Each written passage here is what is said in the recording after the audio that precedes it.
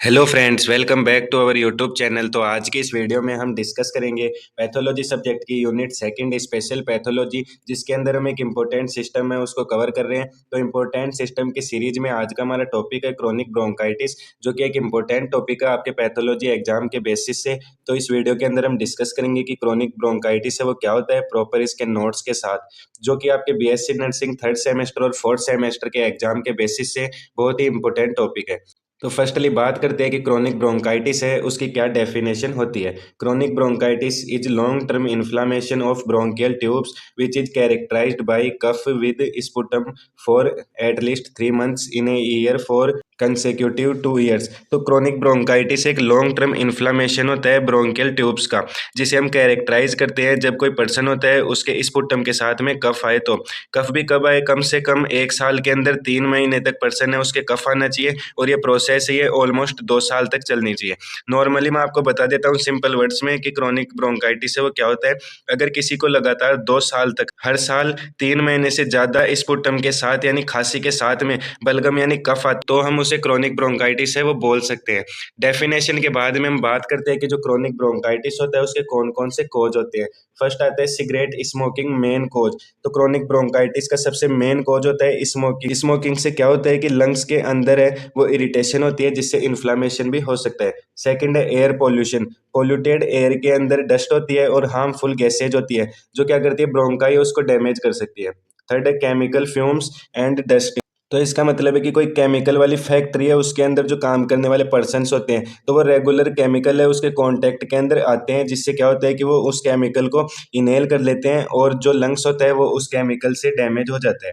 Fourth है recurrent lung infection. अगर person की इम्यूनिटी कमजोर है और उसे बार बार लंग्स के अंदर इन्फेक्शन हो रहे हैं, तो बार बार इन्फेक्शन होने से वो जो कंडीशन है लंग्स की उससे क्रोनिक ब्रोंकाइटिस है वो हो सकता है।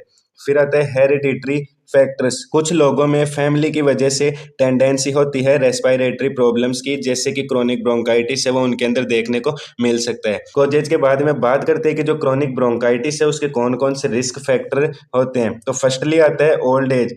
ओल्ड एज में क्या होता है कि जो ओल्ड पर्सन्स होते हैं उनके लंग्स की इलास्टिसिटी है वो कमजोर हो जाती है। सेकंड है स्मोकर्स। स्मोकर्स में क्या होता है कि जो क्रोनिक ब्रोंकाइटिस है उसकी कंडीशन है वो कोज हो सकती है, क्योंकि जो स्मोकिंग का धुआं होता है वो स्मोकर की जो लंग्स की ब्रोंकाई होती है उसको इरिटेट कर सकता है। फिर आता है डस्टी इन्वायरमेंट्स। अगर कोई पर्सन है वो क्लीन इन्वायरमेंट में नहीं रहता और वो धूल भरी जगह पे रहता है, तो उससे भी जब वो हार्मफुल डस्ट है उसको इनहेल करता है, तो उस कंडीशन में क्रोनिक ब्रोंकाइटिस है वो हो सकता है। फिर आता है लो इम्यूनिटी। पर्सन है उसकी इम्यूनिटी अगर बूस्ट नहीं है, अगर उसे बार बार इन्फेक्शन हो रहे हैं, तो उसके अंदर क्रोनिक ब्रोंकाइटिस की कंडीशन है वो देखने को मिल सकती है। फिर आता है पोल्यूटेड एरिया। अगर कोई पर्सन लंबे समय से पोल्यूशन वाले एरियाज के अंदर रह रहा है, तो उस कंडीशन में क्या होता है कि जो पोल्यूशन है वो उसके नोज के थ्रू लंग्स के अंदर चल जाती है। अगर लंबे समय तक यही कंडीशन बनी रहती है, तो वो ब्रोंकाई है उसको इरिटेट करने लग जाती है, जिससे क्रोनिक ब्रोंकाइटिस है उसकी कंडीशन देखने को मिल सकती है।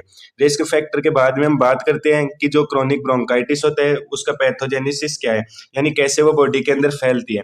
Long term irritation of bronchial walls. Person है उसके अंदर जो ब्रोंकियल की जो वाल्स होती है उसके अंदर लंबे समय से इरिटेशन होता है। Inflammation and swelling. अब लंबे समय से इरिटेशन होगा तो जो पर्सन है उसके जो ब्रोंकाई की वाल है वहाँ इन्फ्लामेशन भी देखने को मिलेगा, और साथ ही साथ वहाँ पे स्वेलिंग भी देखने को मिलती है। इंक्रीज्ड म्यूकस ग्लैंड्स, जिससे क्या होता है कि जो म्यूकस सिक्रेशन करने वाली ग्लैंड्स होती है वो हाइपर एक्टिवेट हो जाती है, जिससे एक्सेस म्यूकस है उसका प्रोडक्शन होना स्टार्ट हो जाता है। जब एक्सेस म्यूकस का प्रोडक्शन स्टार्ट हो जाता है, तो उससे क्या होता है जो एयर फ्लो होता है वो ऑब्स्ट्रक्ट हो जाता है, और पर्सन है उसके अंदर बार बार कफिंग यानी खांसी की समस्या है वो देखने को मिलती है। तो मैं आपको नॉर्मल वे के अंदर बताता हूँ कि पैथोजेनेसिस से वो क्या होता है। पर्सन है उसके बार बार इरिटेशन होने से जो ब्रोंकाई है उसके अंदर इन्फ्लामेशन हो जाता है, जिससे जो म्यूकस ग्लैंड्स होती है वो हाइपर एक्टिवेट हो जाती है और जो म्यूकस का प्रोडक्शन है वो बढ़ा देती है, जिससे क्या होता है कि जो एयर फ्लो है वो ब्लॉक हो जाता है। अगर ये कंडीशन लगातार बनी रहती है तो पर्सन है उसके अंदर कफिंग की और ब्रीदिंग प्रॉब्लम है उसकी कंडीशन देखने को मिल सकती है। पैथोजेनेसिस के बाद में हम डिस्कस करते हैं कि क्रोनिक ब्रोंकाइटिस होता है उसके अंदर कौन कौन से ग्रोथ चेंजेज है वो देखने को मिलते हैं। तो ग्रोथ चेंजेज वो चेंजेज होते हैं जिन्हें हम अपनी आंखों से देख सकते हैं, हमें किसी माइक्रोस्कोप की जरूरत है वो नहीं पड़ती है। तो फर्स्ट आता है थिक एंड ब्रोंकियल वाल्स। इसके अंदर क्या होता है कि जो ब्रोंकाई की वाल्स होती है वो थिक यानी मोटी हो जाती है। सेकंड है एक्सेस म्यूकस इन एयरवेज। जो पर्सन का एयरवे होता है उसके अंदर ज्यादा म्यूकस है वो भर जाता है। पैची लंग्स कोलैप्स, लंग्स के कुछ पार्ट है वो कोलैप्स भी हो सकते हैं अगर ज्यादा म्यूकस का प्रोडक्शन हो जाए तो। ओवर इन्फ्लेशन ऑफ लंग्स, जो लंग्स होते हैं वो ओवर इन्फ्लेशन दिखते हैं हमें। ग्रोथ चेंजेज के बाद में बात करते हैं कि माइक्रोस्कोपिक चेंजेस क्या होते हैं क्रोनिक ब्रोंकाइटिस के। माइक्रोस्कोपिक चेंज वो चेंजेज होते हैं जिन्हें हमें देखने के लिए माइक्रोस्कोप की जरूरत पड़ती है, हम उसे अपने आप अपनी आंखों से नहीं देख सकते। फर्स्ट आता है इंक्रीज म्यूकस ग्लैंड्स, जो पर्सन होता है उसके अंदर जो म्यूकस की ग्लैंड्स होती है उनकी साइज है वो बढ़ जाती है, जिससे म्यूकस है उसका प्रोडक्शन ज्यादा होता है। सेकंड है गोबलेट सेल हाइपरप्लेजिया, जो पर्सन होता है उसकी जो गोबलेट सेल्स होती है उनके नंबर है वो बढ़ जाते हैं। ये गोबलेट सेल्स ये क्या करती है, म्यूकस है उसका प्रोडक्शन करती है। इन्फ्लामेटरी सेल्स इन वॉल, जो ब्रोंकियल वॉल होती है उसके अंदर इन्फ्लामेटरी सेल्स है वो प्रेजेंट होती है। थिक एंड ब्रोंकियल वाल्स, जो ब्रोंकाई की जो वाल्स होती है वो बिल्कुल थिक यानी मोटी हो जाती है। लॉस ऑफ सीलिएटेड सेल्स, तो सीलिएटेड सेल्स क्या होती है, जो नॉर्मली म्यूकस है उसको बाहर एक्सपेल आउट करवाने में हेल्प करती है, तो क्रोनिक ब्रोंकाइटिस के अंदर वो भी डैमेज हो जाती है। माइक्रोस्कोपिक चेंज के बाद में बात करते हैं कि जो क्रोनिक ब्रोंकाइटिस है उसके अंदर कौन कौन से क्लिनिकल फीचर है वो देखने को मिलते हैं। क्लिनिकल फीचर यानी साइन और सिम्टम्स। फर्स्ट आता है persistent cough with sputum, person जब भी छींकता है तो उसके साथ उसे कफ है वो परसिस्टेंट देखने को मिलता है।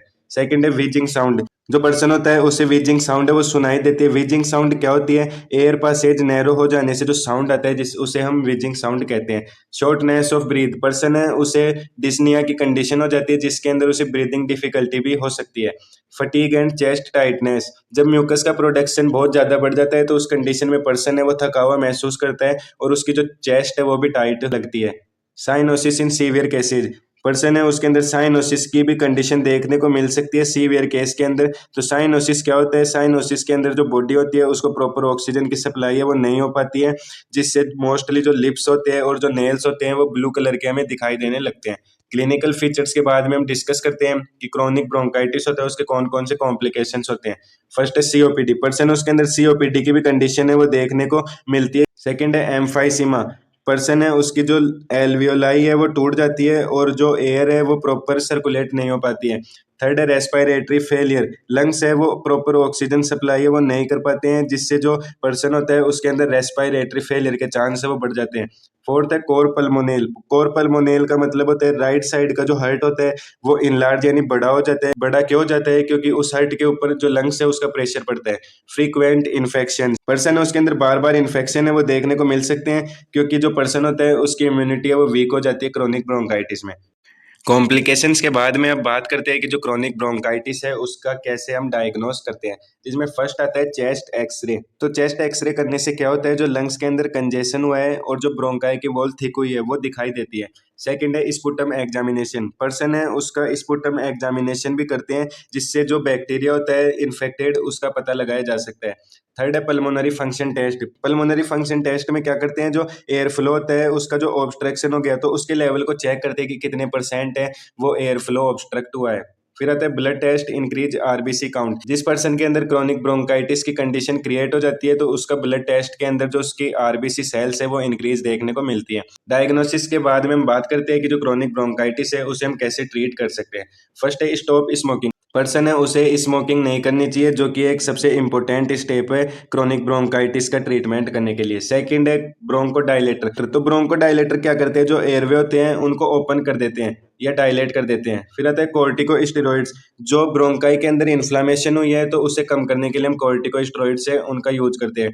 फोर्थ है एंटीबायोटिक्स इफ इन्फेक्शन, अगर पर्सन के इन्फेक्शन की वजह से क्रोनिक ब्रोंकाइटिस हुआ है तो उस कंडीशन में हम एंटीबायोटिक्स है उसे प्रीफर कर सकते हैं। Oxygen therapy and chest physiotherapy, person है उसे हम ऑक्सीजन थेरेपी भी प्रोवाइड करते हैं, क्योंकि जो लंग्स है वो प्रॉपर वर्क नहीं कर पाते हैं, और चेस्ट फिजियोथेरेपी भी करते हैं, जिससे क्या होता है जो म्यूकस है वो अच्छे से एक्सपेल आउट हो जाए बॉडी से। ट्रीटमेंट के बाद में हम डिस्कस करते हैं कि जो क्रोनिक ब्रोंकाइटिस होता है उसे हम कैसे प्रिवेंट कर सकते हैं। फर्स्ट आता है avoid smoking and pollution, person है उसे स्मोकिंग नहीं करनी चाहिए और जो पोल्यूटेड एरिया है वहां पर भी उसे रहना नहीं चाहिए। सेकंड है वियर मास्क इन डस्टी एरिया, अगर वो किन्हीं डस्टी एरिया के अंदर है जहाँ पर धूल ज्यादा उड़ती है तो उस कंडीशन में उसे मास्क है वो पहनना चाहिए। थर्ड है रेगुलर एक्सरसाइज, पर्सन है उसको रेगुलर एक्सरसाइज और योगा है वो करना चाहिए, जिससे जो लंग्स है वो जल्दी से हेल्दी हो सके। फोर्थ है vaccination for flu and pneumonia, person है उसे फ्लू और निमोनिया की वैक्सीन है वो लगानी चाहिए, जिससे क्या होता है जो सेकेंडरी इन्फेक्शन होते हैं उनसे बचा जा सकता है। तो फ्रेंड्स ये था आज का हमारा टॉपिक। आई होप आप सभी को अच्छे से क्लियर हो गया होगा। तो इस वीडियो के अंदर हमने डिस्कस किया कि क्रोनिक ब्रोंकाइटिस है वो क्या होता है। अगर आपको ये वीडियो हेल्पफुल लगती है तो वीडियो को लाइक शेयर और हमारे चैनल को सब्सक्राइब करिए। तब तक मिलते हैं नेक्स्ट वीडियो में।